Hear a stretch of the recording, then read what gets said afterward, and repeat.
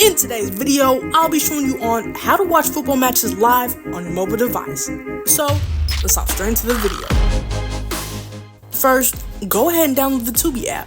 Now, there's two ways that you can access live TV. Up top, you can scroll, or here on the bottom where it says live TV. Once you've tapped on live TV, now you can scroll through the channels that they have. Some of the channels that they have are UWCL and Fox Sports. They have so many more channels to choose from. The only problem is that you can't search through their channels, but you can scroll through the tabs and see what they all have. I hope this video helped. If you made it to the end of the video, thank you so much for watching, and I'll see you next time. Bye guys!